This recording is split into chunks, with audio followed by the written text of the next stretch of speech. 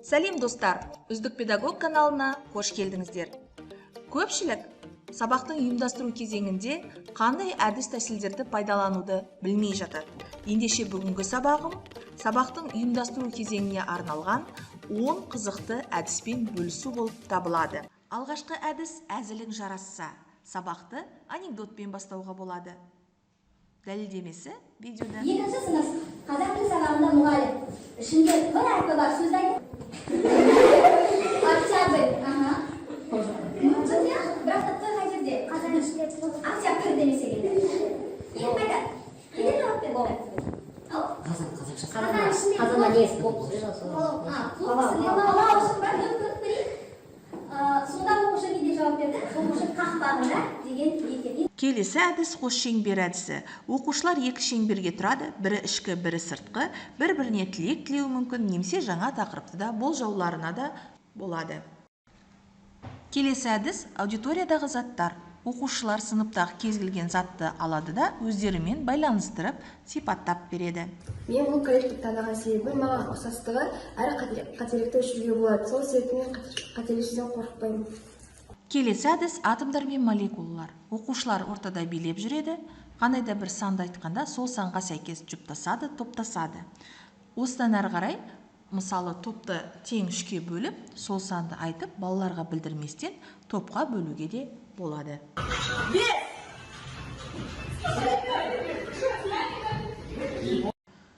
Келесі әдіс екі қолым әдісі.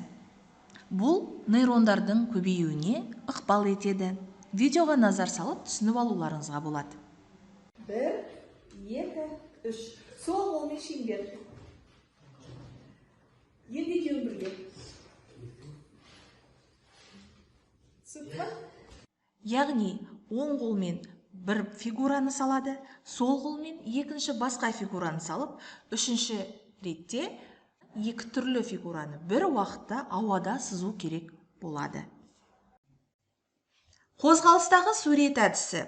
Оқушылар шеңбер жасап тұрады, солға бұрылады, қолдарында қағаз және қарындаш болады. Көңіл күйлерін білдіретін суреттерді салып, ең соңында сипаттайды. Логика әдісін ұсынамын. Мәселен, апаттан бір жігіт жарақат алады. Ал әкесі болса қайтыс болады. Ауруханаға баланы келсе, хирург өз баласына ота жасамайтынын айтады. Сонда дәрігер кім? Деген сияқты сыни ойлауларын дамытатын логикалық тапсырмаларды беру арқылы оқушылардың зейінін бір арнада тоғыстыруға болады. Байланыс әдісін назарларыңызға ұсынамын. Тақтаға бірлік, бекінген күш, қалтырау деген сияқты тағы да басқа сөздерді жазуға болады. Дәл осы сөздердің арасындағы байланыс қандай деген сауал қойсаңыздар, бірлікте 1, бекінгенде 2, күш дегенде 3, қалтырауда 6 деген сөздер жасырынған. Яғни бүгінгі тақырып сан есім деген сияқты тұжырым жасауларына мүмкіндік берулеріңізге болады. Барлық пән мұғалімдері өздерінің пәндеріне сәйкес және тақырыптарына орай сөздерді таңдап алып, қолдануларына болады. Шапалақ әдісі. Егерде бүгін белсенді боламын десеңіздер, бір рет шапалақтаңыздар.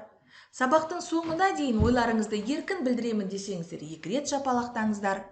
Жауапкершілікті танытамын десеңіздер, 3 рет шапалақтаңыздар деп, оқушылардың зейінін бір жерге шоғырландыруға болады. Адасқан әріптер әдісі де оқушылардың логикалық ойлауын дамытады. С, Е, М, Э, Д, К, Э дыбыстарынан есімдік деген сөз шығады. Сонымен, сабақтың ұйымдастыру кезеңіне сай келетін 10 әдіс ұсынылды. Игіліктеріңізге жаратыңыздар. Каналға тіркеліп лайк басып, комментарий жазып, белсенді болуларыңызды сұраймын.